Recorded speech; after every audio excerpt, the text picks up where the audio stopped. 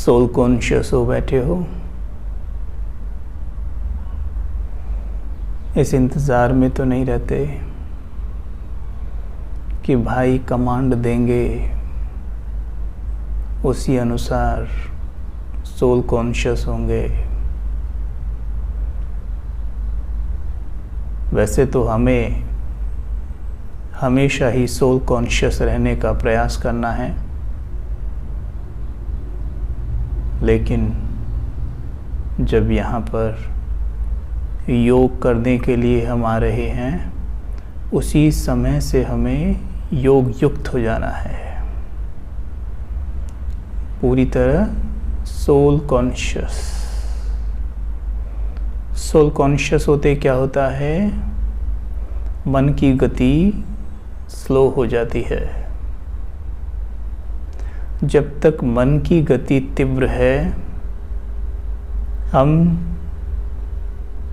शीतलता के सागर, शांति के सागर, धैर्यता के सागर, सर्वशक्तिमान से कनेक्ट नहीं हो सकते।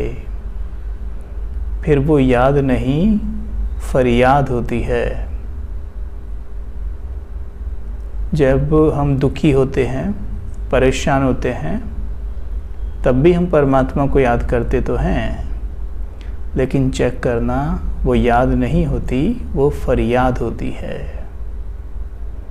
क्योंकि परमात्मा को याद अगर हम कर रहे हैं तो उसका रिज़ल्ट ये है कि उसी क्षण हम डिटैच हो जाएंगे देह के संबंध, वस्तु, वैभव, व्यक्ति, दुख, सब से न्यारे, और हमें अति इंद्रिय सुखों का अनुभव होने लगेगा। जैसे कोई बीमार होता है, जैसे भक्ति में भी करते थे और कई बार यहाँ भी करते हैं, बीमार हैं, परेशान हैं या कहीं फंस गए, बाबा बाबा बाबा करेंगे और सांसें फूली होंगी, मन की गति तीव्र होगी और बाबा बाबा करते रहेंगे, तो वो क्या है, फरियाद है। वो वहाँ भी मदद तो मिलती है, ऐसा नहीं कहेंगे मदद नहीं मिलती, मदद तो मिलेगी। जब शांति के सागर को याद करोगे तो कुछ हद तक तो शांति प्रवेश तब भी करेगी, लेकिन फिर भी वो उतनी गहरी और अच्छी याद नहीं मानी जाएगी जितनी मन को शांत रखते हुए याद करें, उसके प्रेम में डूब जाएं। अगर आपने किसी बच्चे को छुआ हो, बच्चों को आपने बहुत प्यार किया होगा, माताएं भी काफ़ी सारी जुड़ी हुई हैं, बच्चों को बहुत प्यार किया है आपने, जब बच्चे को गोद में लेती हैं तो प्रेम अनुभव होता है ना। वो कैसे बच्चे को लेते हुए बड़े भी बच्चे बन जाते हैं, दांतों को बीच लेंगे, अलग अलग तरह के चेहरे बनाएंगे बच्चों के साथ, है ना। वो ऐसा क्यों होता है, क्योंकि हम प्रेम अनुभव करते हैं, फील करते हैं ना। तो है तो वो भी एक फीलिंग ही ना, राइट। तो जो वो परम धाम में देखते हैं ना, शिव बाबा से वो किरणें निकल रही हैं ऐसे, वो तरंगे फैल रही हैं ऐसे, वो वही हैं। वो जो हम प्रेम फील करते हैं, वो हम शांति फील करते हैं, उनकी जो शेप होती है वो इसी तरीके से ही होती है इमोशंस की। हम प्रेम फील बच्चे के साथ भी कर रहे हैं, तो जो वाइब्रेशंस हैं उनकी शेप बिल्कुल वैसी ही है, उन्हीं के माध्यम से हम वो फील कर रहे हैं। बच्चे से वही उस तरह के वाइब्रेशंस निकल रहे हैं। वो परमात्मा जैसे प्योर और पावरफुल तो नहीं होते, लेकिन होते हैं वो भी वाइब्रेशंस, राइट। लेकिन वो अति इंद्रिय नहीं है, वो इंद्रियों के माध्यम से उन्हें टच करके हमने उन्हें महसूस किया है। शिव बाबा से जब हम प्रेम करते हैं, शांति का अनुभव करते हैं, वहाँ इंद्रियों का यूज़ नहीं करते, क्योंकि बाबा के पास शरीर नहीं है। तो वहाँ माइंड टू माइंड कॉन्वर्जेशन काम करता है। बताए थे ना कई बार, कॉन्वर्जेशन 3 तरह के, अब तो सब माताओं को उंगलियों पे याद होंगे। माइंड टू माइंड, ओरल और रिटर्न। तो परमात्मा पिता के साथ ओरल और रिटर्न बहुत कम काम करेगा, माइंड टू माइंड सबसे ज़्यादा काम करेगा। ओरल और रिटर्न भी काम करता है, लेकिन माइंड टू माइंड सबसे अधिक, क्योंकि शिव बाबा को कान नहीं है सुनने के लिए, राइट। हालांकि संगम युग पर वो देह का आधार लेते हैं, लेकिन फिर भी वो एक आत्मा है, निराकार हैं, राइट। हम शिव बाबा की बात करें, सिर्फ शिव बाबा की, तो ठीक है। तो माइंड टू माइंड सबसे ज़्यादा काम करेगा, क्योंकि मन शिव बाबा के पास भी है, और ये सबसे पावरफुल भी है ये कॉन्वर्सेशन, जो कभी फेल नहीं होता। ओरल वाला फेल हो सकता है, रिटर्न फेल हो सकता है, लिख के दो कोई पढ़े ना, बोलो कोई सुने ना, जैसा कि आजकल होता है, लेकिन माइंड टू माइंड फेल नहीं होगा कभी भी। अगर हम मन से थॉट क्रिएट करते हैं, बाबा I love you, it will go, ये ज़रूर पहुँचेगा उनके पास।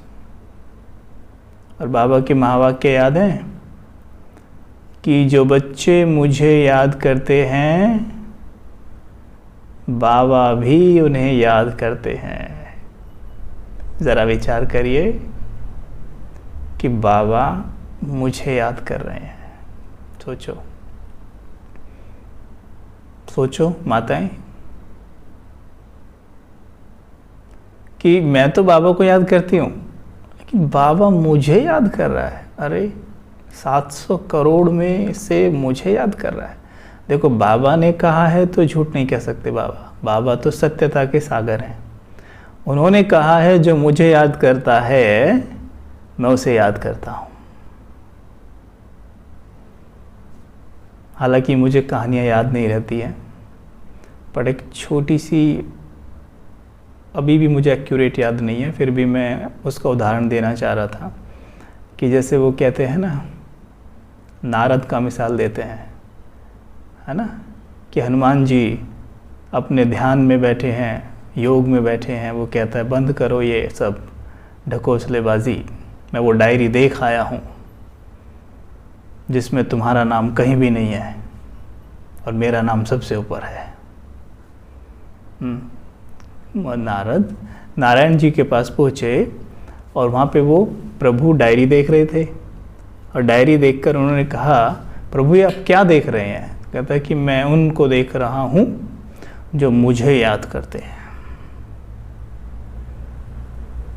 तो देखा इसमें मेरा नाम कहाँ है प्रभु? तो देखा सबसे ऊपर, खुशी में उछल पड़ा। दूसरा देखा हनुमान जी का कहाँ है? हनुमान जी का तो है ही नहीं। तो फिर वहीं से बड़बड़ाने लग गया, बना फिरता है इतना इतना इतना ऐसे, और देखो कुछ नहीं है। आके फिर हनुमान जी को भी बोलने लग गया। तो फिर से गया नारायण जी के पास, कहता प्रभु ये कौन सी डायरी है? ये तो छोटी सी डायरी, एक बहुत छोटी सी डायरी प्रभु देख रहे थे, ये डायरी कौन सी है? कहते हैं कि इनमें वो नाम हैं जिन्हें मैं याद करता हूँ। तो देखा कि इसमें उनका नाम कहाँ है? तो वहाँ देखा हनुमान जी का सबसे ऊपर, और नारद का था ही नहीं। ठीक है, तो प्रभु के लाडले यानी शिव बाबा हमें याद करें तो उनके साथ एक्यूरेट हनुमान जी वाली याद होनी चाहिए। हा? सीना दिखा चीरा तो क्या दिखा उसमें? राम और सीता। यानी ऐसे समय हैं कि दिल में बैठे हैं, अनुभवी हैं, सभी आत्माएं अनुभवी हैं। देहधारियों से सभी ने प्रेम कभी ना कभी तो किया है, सभी अनुभवी हैं। माताएं, जब सगाई हुई थी क्या होता है? देखा नहीं, बात नहीं की, फोटो तक नहीं देखा। आपके ज़माने में तो ये भी नहीं होता था। लेकिन क्या, जब तक विवाह ना हो जाए, बिना देखे ही उनकी याद में मग्न हो ना, तो वो कैसे हो रहा है? यहाँ कहते हो बाबा को हमने देखा थोड़ी ना है। मीठे बाबा, प्यारे बाबा के बारे में सब कुछ जान लिया, सुन लिया, समझ लिया, लेकिन दिल नहीं दिया। क्यों? क्योंकि वो दिल देहधारियों को पकड़ा के रखा हुआ है। दिल तो एक ही है ना। अगर देहधारियों में फंसा होगा तो वो दिल शिव बाबा में लगेगा कैसे? आपने दिल शिव बाबा को दिया है, उसका रिज़ल्ट ये होगा आपका चेहरा बहुत तेज़ी से चमकेगा, चेहरे पे मुस्कान होगी, उदासी नहीं। बहुत फ्रेश दिखोगे, एंजल बिल्कुल।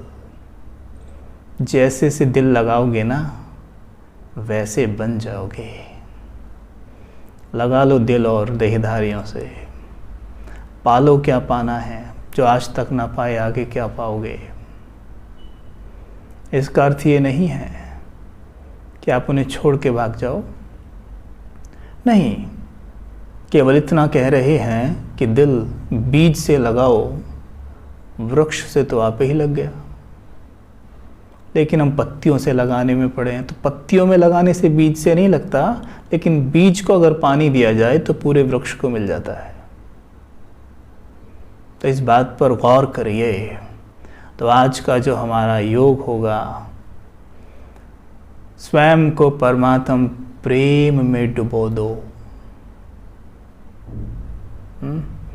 बड़े प्यार से। कभी सागर में गोते खाए हैं?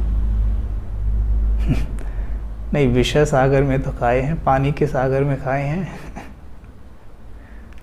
नदियों में डुबकी लगाई हैं? नहीं लगाई नदियों में भी डुबकी? अच्छा, तालाब में भी नहीं डूबे? अच्छा, वो ट्वेल चलता है, बोरवेल, वो खेतों में, उसमें नहाए हो? फिर तो हम ही ठीक है, फिर तो हम ही ठीक है। हम तो खेतों में बहुत नहाए हैं बचपन में, क्योंकि यहाँ खेत वगैरह बहुत होते हैं और बोर यहाँ बहुत चलते हैं, ट्वेल कहते हैं उनको।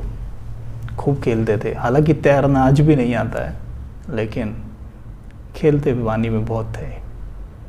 तो जैसे पानी में डुबकी मारते हैं ना, ऐसे ही हो, और अंदर काफ़ी देर तक रहते हैं उसमें। जैसे मछली को देखा ना, ऐसे ही उससे, वही उसका संसार है, सागर ही उसका संसार है। उसे बाहर निकाल दे, ऐसे तड़प के मर जाएगी।